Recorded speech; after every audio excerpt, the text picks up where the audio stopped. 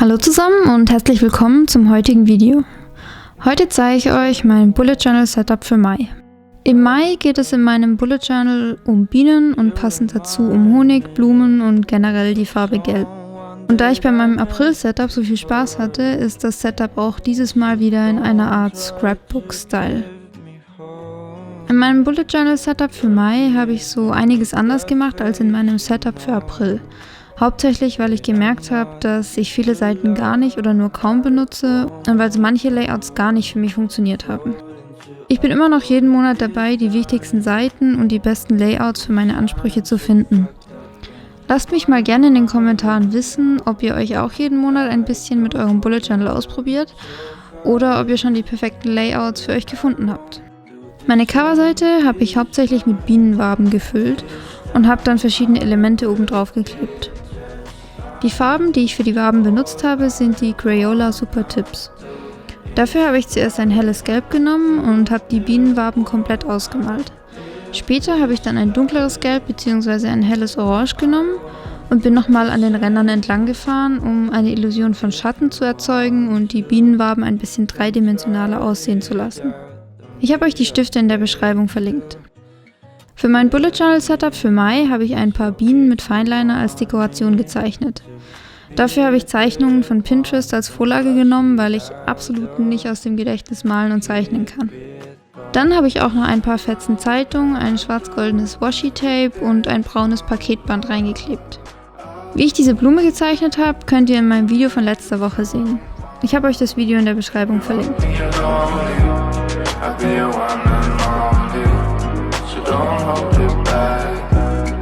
Für die rechte Hälfte der Coverseite habe ich noch eine etwas größere Biene mit Fineliner gezeichnet.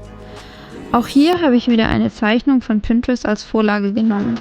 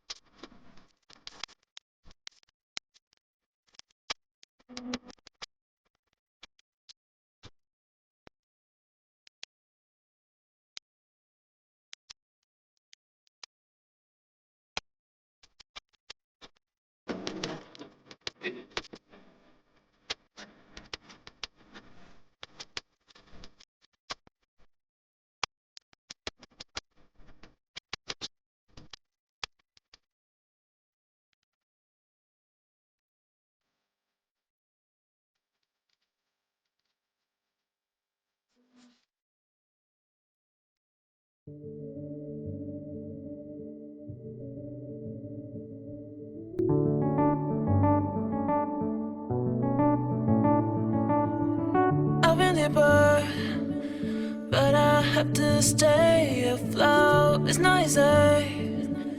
Be a person you don't want. Can somebody take me other thing? Going to do. Where is the life I? Where's my shy? Who is this called living?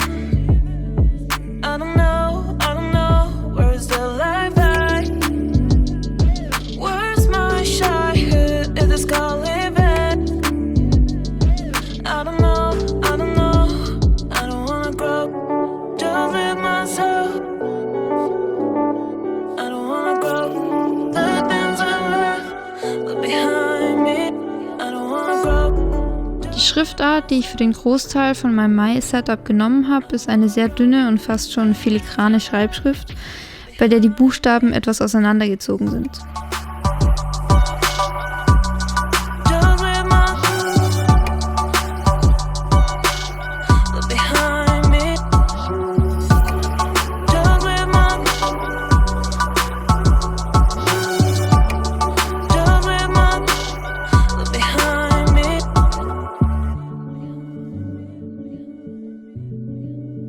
Look behind me.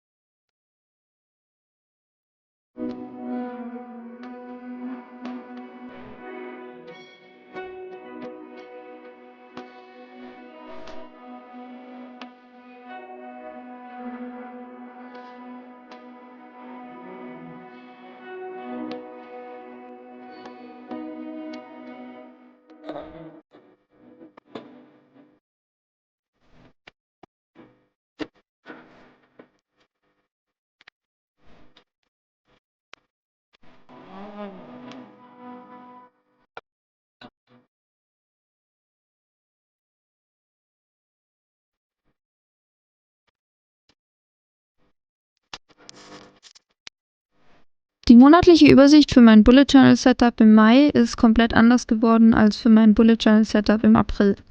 Ich habe für Mai keine typische Kalenderübersicht gemacht, sondern eine ganze Zeile für jeden Tag vorgesehen, um genug Platz für alles zu haben. Um zu wissen, was für ein Tag an welchem Datum ist, habe ich dann zusätzlich noch einen Kalender reingeklebt. Unter dem Kalender habe ich dann noch eine Box für alle To-Dos in diesem Monat gemacht. Also ähnlich zu der Master-To-Do-Liste in meinem April-Setup. Der Hintergrund für die Monatsübersicht sind wieder Bienenwaben, genau wie auf der Coverseite. Als Dekoration habe ich auch hier wieder eine kleine Zeichnung von einer Biene und eine kleine Zeichnung von einem Honigglas reingeklebt.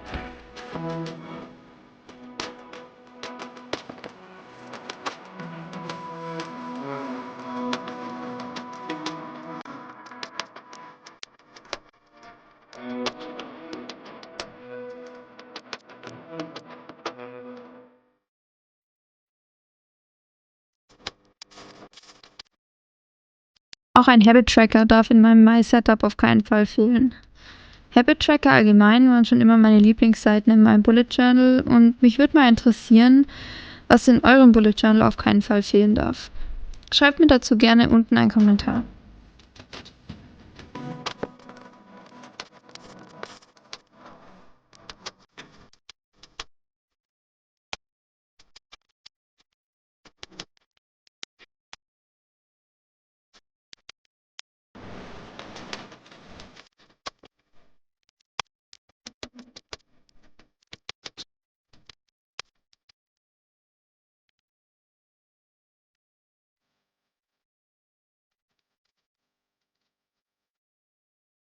Den Titel für diese Seite habe ich anders als auf den anderen Seiten in einer eher etwas dickeren Schreibschrift geschrieben und habe mit 2 meiner Tombow-Stiften eine Art Verlauf gemacht. So habe ich das vorher noch nie ausprobiert, aber ich finde, es ist ganz gut geworden. Anstatt Boxen für die einzelnen Habits habe ich für diesen Monat eine Art Balken gemacht, um einfach mal ein anderes Layout auszuprobieren.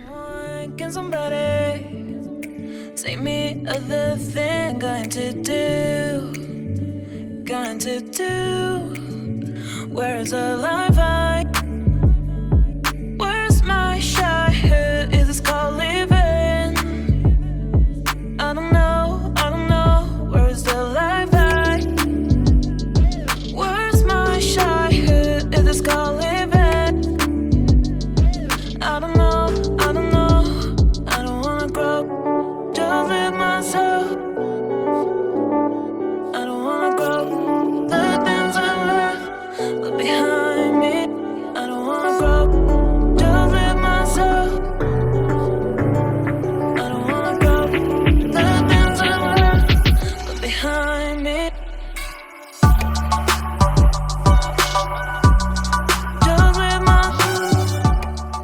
Zum ersten Mal seit langer Zeit habe ich auch einen Mood-Tracker in meinem Bullet Journal Setup für Mai integriert. Dafür habe ich passend zum Thema Bienenwaben vorgezeichnet, die ich dann jeden Tag mit einer anderen Farbe ausmalen werde, je nachdem, wie ich mich an dem Tag fühle.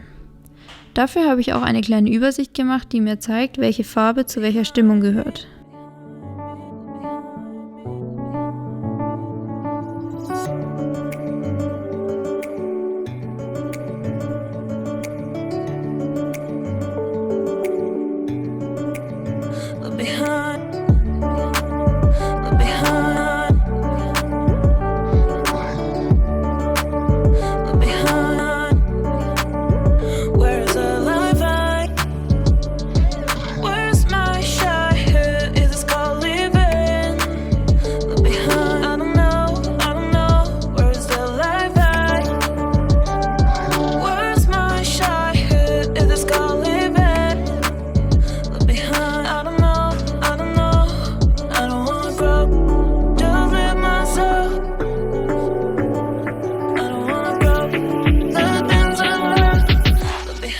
Und weil es in meinem April-Setup so viel Spaß gemacht hat, habe ich auch diesen Monat wieder einen Follower-Tracker für Instagram integriert. Hier ist es wieder das gleiche Prinzip wie beim Mood-Tracker. Also wenn ich eine bestimmte Anzahl an Followern erreicht habe, male ich die jeweilige Bienenwabe aus.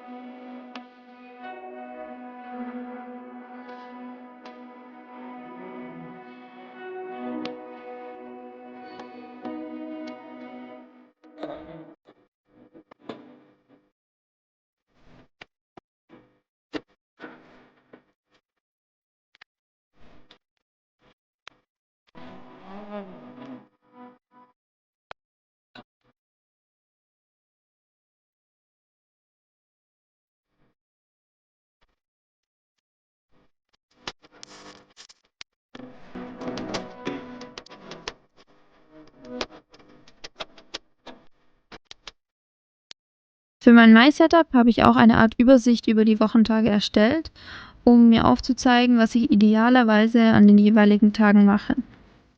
Da bei uns das Semester jetzt erstmal digital stattfindet, muss ich mich selbst viel mehr organisieren und ich glaube, da könnte so eine Übersicht nicht schlecht sein, um die Arbeit für die Uni und die Arbeit für meine Selbstständigkeit unter einen Hut zu bekommen.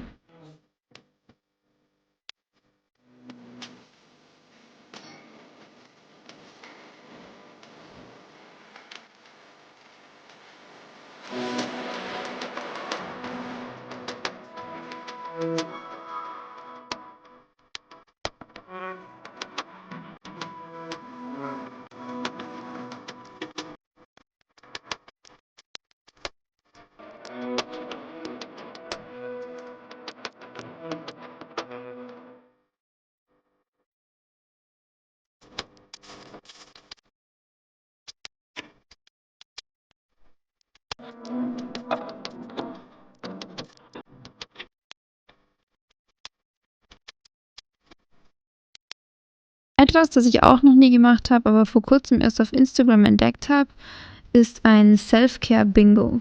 Ich finde die Idee super cool und weil ich mich selbst manchmal vor allem im Stress sehr vernachlässige, freue ich mich schon ziemlich drauf, die ersten Kästchen abzuhacken.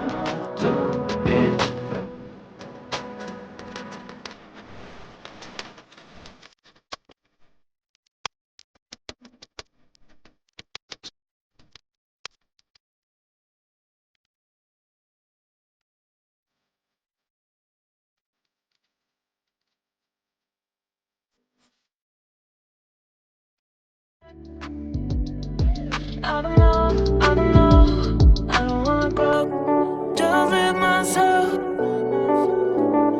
I don't wanna grow, the things I left behind me.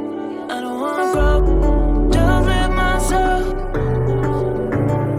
I don't wanna grow, the things I left behind me.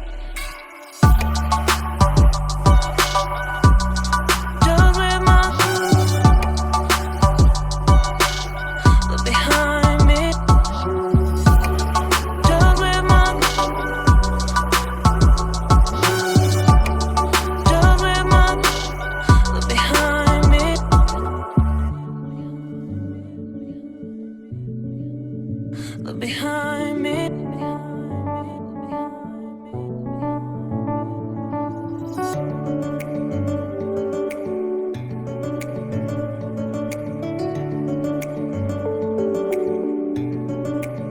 Look behind. Look behind. Look behind. Where's the life I? Und die letzte Seite, abgesehen von den Wochenübersichten für mein Mai-Setup, ist eine Übersicht für Rezeptideen. Ich bin in letzter Zeit sehr einfallslos, was Rezepte angeht und vergesse auch immer wieder gute Rezepte, die ich schon ausprobiert habe. Deshalb wollte ich mir hier eine Liste machen mit allen Rezepten, die ich gut finde und von der ich mir etwas Inspiration holen kann, wenn ich mal wieder etwas einfallslos bin.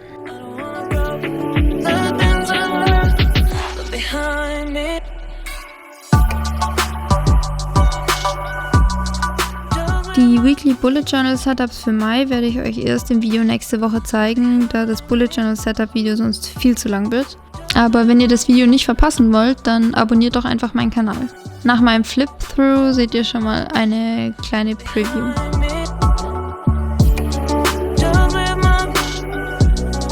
Wenn euch das Video zu meinem Bullet Journal Setup für Mai gefallen hat, dann würde ich mich sehr über einen Daumen nach oben, einen Kommentar oder auch ein Abo freuen.